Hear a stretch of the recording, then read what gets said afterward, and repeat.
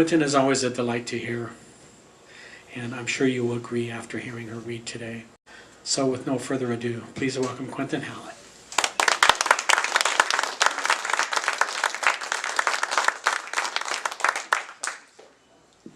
Thank you. Thank you, Stephen. Testing. Testing. That's good, I think. I don't knock into it. I think it's okay. Thank you, Stephen and Charles and Barnes Noble and all of you for being here. It's really great to see you all in this standing room and sitting room only. It's such a pleasure for me to be reading with my pal Nancy Moody, extraordinary and exceptional friend and poet. So it's just great to do this duet with Nancy. And I guess I'm warming the room for you. Burning down the barns. I'm somewhat shy of that burning down phraseology now, so I think I'll take burning down the barns as equivalent to break a leg or marred. So I'll just begin. On my mind, just as an overview, as we pack away baseball and gardens and elections for the time being, is the ever-present urge to poke at loss and disaster and difficulty with new sticks to see what might turn up next. That's what I do. And the overall premise of the Mrs. Schrodinger's breast book is dualities and superposition and simultaneous states and so forth. And so you'll hear me go in and out of this collection, but this is what fueled the book, and I can't seem to stop. At the break, if anyone wants to ask me more about Schrodinger's cat, if you don't know it, or anything more about Erwin Schrödinger and his lively relationships, I will be happy to tell you. So, a little bit of burning. Joan of Arc. If you're already burning in hell, what frosts you? What's at stake? What's the last straw? What turns honey into gravel under webbed twilight? When our Father remains a mystery, we play his xylophone ribs and scoop spare change from every grate. A daughter condemned to secret praise finds her champions in the cold, in ice sculpture, in snowmen with black eyes who melt down to the last carat, twin lumps of coal on bare dirt. When you called to say your house burned to the ground, the rejoinder might have been, it wasn't your house. The gravel in your knees spikes a fever of recognition. And it's just so sad that the California and Oregon fires, all of these devastating losses, and everyone will rise, but it's just really tough. So, and Tom Titus and Eric Allen, as you all may know, are reading across town at Tsunami right now on the subject of gratitude. So I'm grateful that you all are here, and I just want to link arms across the city to Tom and Eric on the subject of gratitude. Pilfering. What can we do after a lifetime of flagrant thievery but welcome a second thought? And, if there is latitude, return things to their sources. Imagine returning obsidian to the Cascades Trail, intact sand dollars to their beaches, coral to Bonaire, and red dirt and gleaming agates to the Canyon del Muerto. Why stop there? What if the magnets of acquisition or gravity could be unprogrammed so we could return those shards to Mycenae, the Elgin marbles back to Greece, rough rocks to the Sea of Tranquility, or their lost black feathers to the crows? After all that displacement, wouldn't it be grand if we lightened up and we could return a compliment just once in the exact spirit it was given, or return the perfect favor, or the favor perfectly.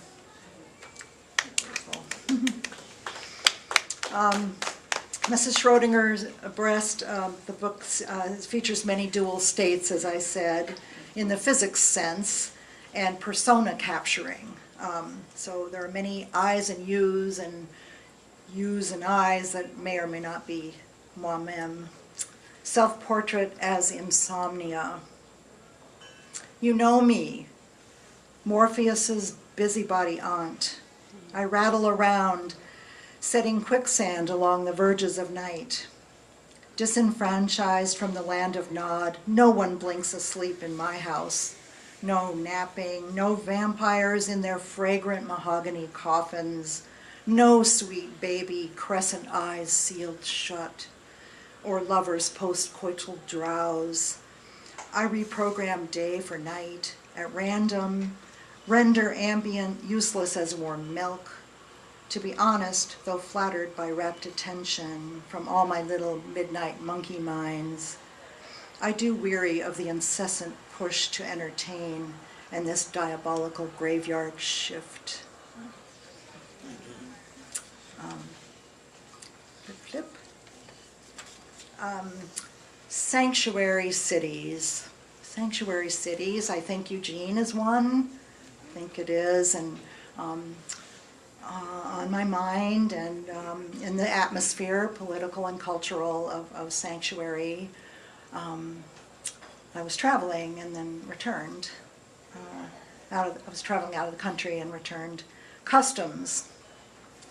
In line at airport arrivals, spied on the carpet, an open safety pin. Irresistible. Before the drill about length of stay, farm visits, value of purchases, you pick up the pin, and as if entering your country's secrets, you close it. 1/2 hour later, still in line with a palmed safety pin. Never pin your slip straps. When you're hit by the bus, someone will see. That poor worm, you're jabbing it to death. A lifetime of tiny and tinier pins clipped to each other, and to larger ones, security in a sewing box. The safety pin no longer holds what it was holding. Ahead of you in line, who gets in, who can stay? Is this where sanctuary draws the line? Tangential to that previous poem, whether I read this poem frequently, and whether it's in Kabul or Syria or here in this country, it seems to be linked all the time. Instructions for a flightless crow, and this is for Fatima, a poet in Kabul. To see better, affix a sable blindfold. Recall the frightened skunk to inhale enough sound. To protest properly, swallow your own flag. Never faint if hoodwinking prey is your goal. Gnaw from the snake's opposite end. Believe each rising thermal is strapped to your tree of a heart. Though you may still kick free from the blackest of Edens, there is little to be done about your broken wing.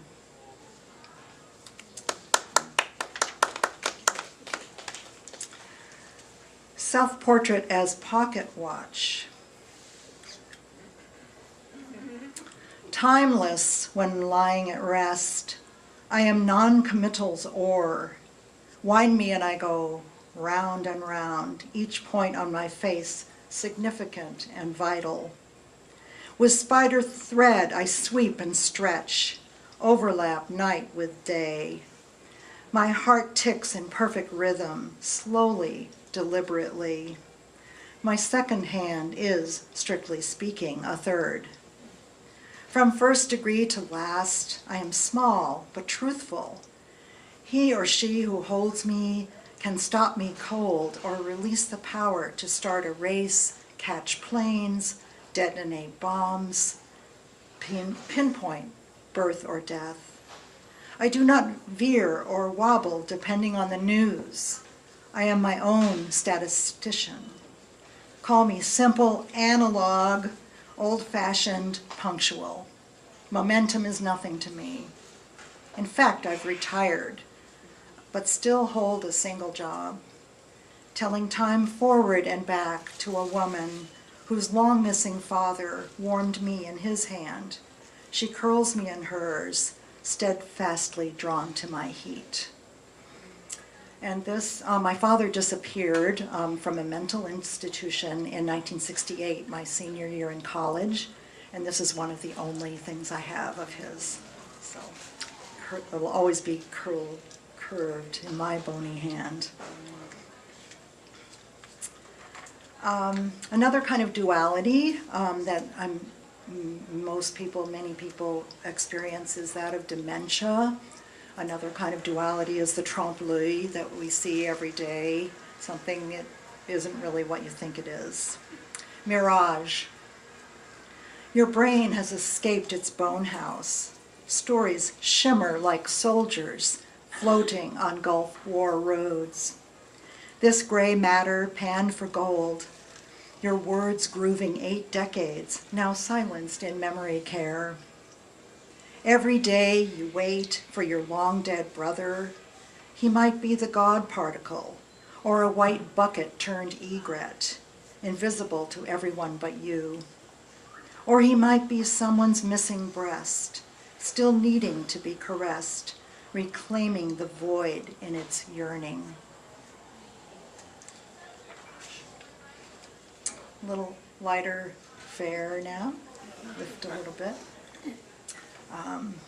Harvest time and vegetables. My avocado, this cheeky addiction. You think you are so hot, triumph green, perched atop the mound. I've been there.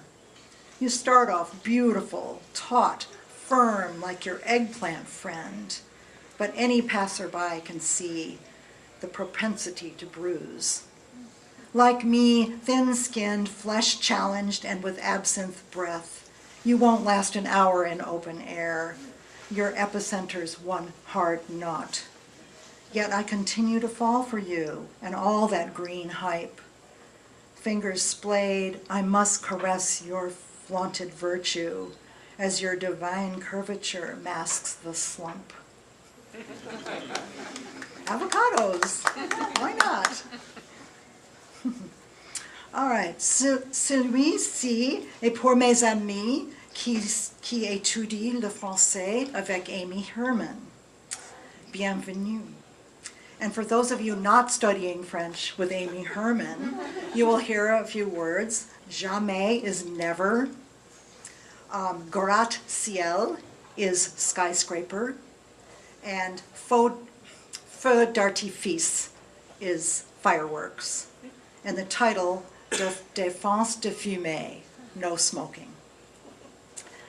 Défense de fumée.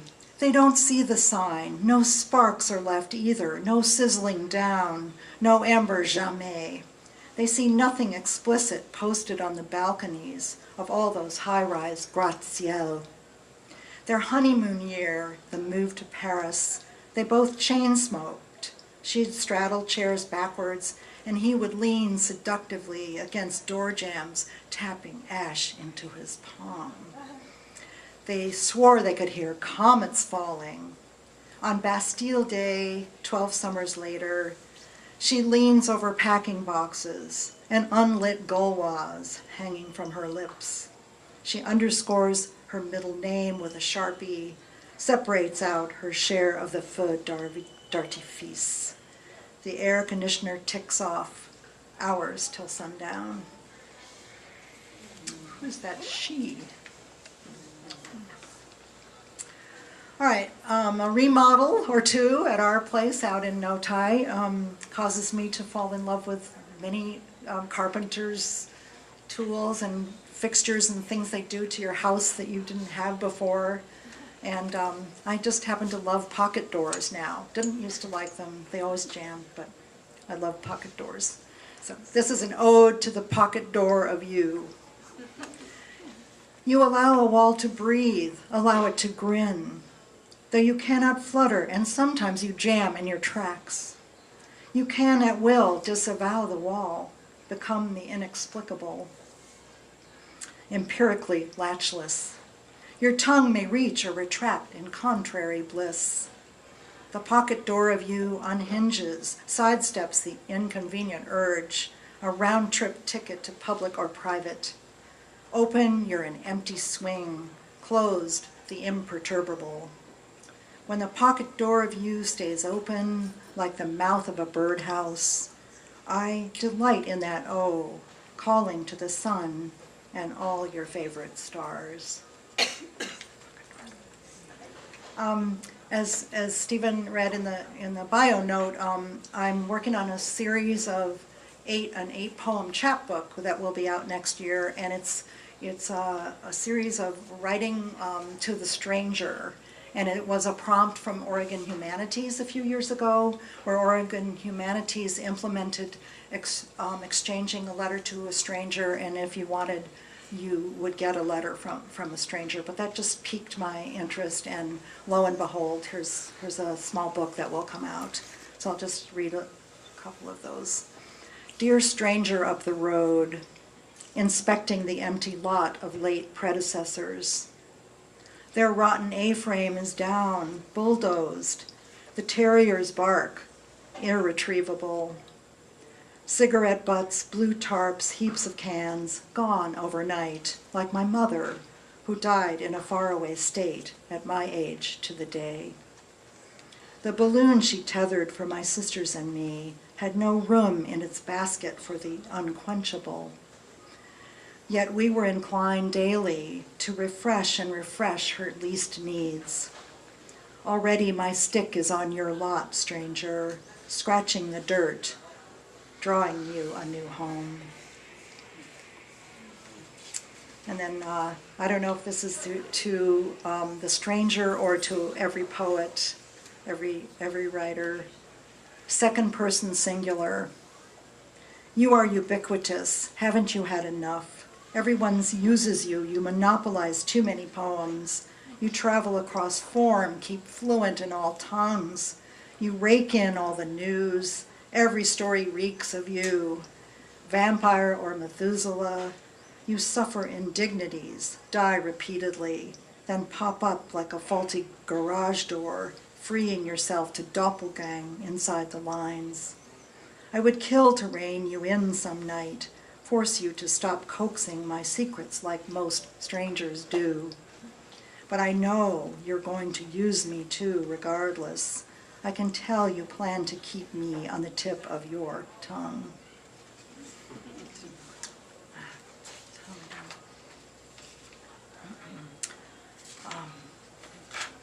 Okay. Wives' Tales. Wives' Tales. Red wine vinegar can catch fruit flies. These pests, this stain, blood on the heirloom pillowcase is never what you think.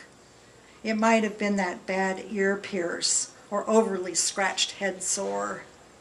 Enzymatic carpet cleaner removes blood. Blood does vanish, but a fresh yellow stain appears. Now what? White vinegar, OxyClean, lemon juice, Biz. Try them all and watch a hole bloom in the nightmare pillowcase, large enough to climb through. What does it take to get the dog to let go his bone? Who doesn't know there's no antidote? Why does the desperada forever and ever rub one stain out with another? Okay, two more. Superposition, go back to the physics, superposition of the seasonal and of the unseemly. A flat of tomorrows. Isn't that what it all boils down to? In an uncertain age, words come and go, dreaming of Donald Trump, not Michelangelo.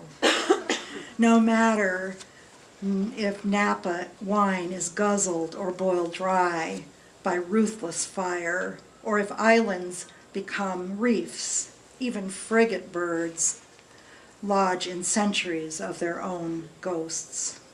At peak tomato time, typos in the bulk order force a stand, abandon all sense, or make room for what there's no room for, what's impossible to redeem.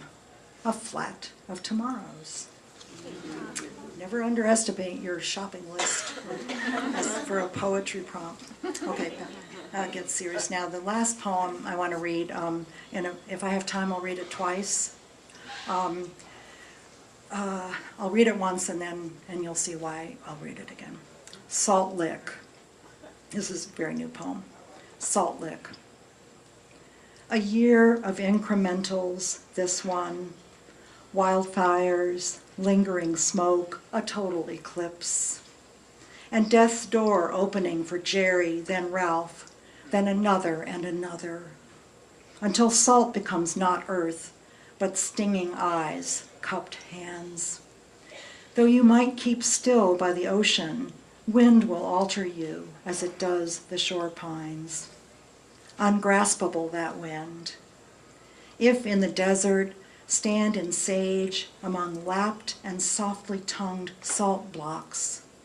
Let your own hollowed places collect moist warmth, unexpected kind-heartedness. May whoever goes home with a licked block give it a place of honor, allow light to glance, bend into its least concavities. And I want to read it again after telling you this was prompted originally by an image in Ruralite magazine. If you live in the country, you get Ruralite. And this was a benefit, an auction benefit for Parkinson's research with these fabulous salt blocks, pink and white salt blocks that deer, elk, sheep, cattle have licked for this event. And in just a little while ago, Jerry Gatchell, wonderful Jerry, whom most of you might know, he died at age 75, and he was a friend to all writers and all humans. And Ralph Salisbury, who was our griot, who was the mentor and teacher at the University of Oregon, and just a life of so many. And Ralph died last month at 91. So, Salt Lick. A year of incrementals, this one. Wildfires, lingering smoke, a total eclipse. And death's door opening for Jerry, then Ralph, then another and another, until salt becomes not earth, but stinging eyes and cupped hands. Though you might keep still by the ocean, wind will alter you, as it does the shore pines. Ungraspable, that wind. If in the desert, stand in sage among lapped and softly tongued salt blocks, let your own hollowed places collect moist warmth, unexpected kind-heartedness. May whoever goes home with a licked block give it a place of honor, allow light to glance, bend into its least concavities.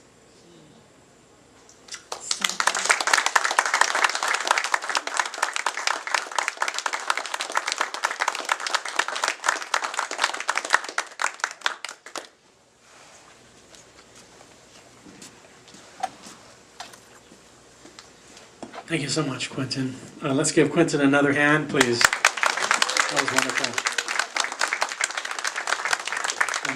I'm so glad you mentioned Jerry and Ralph. They were surely missed.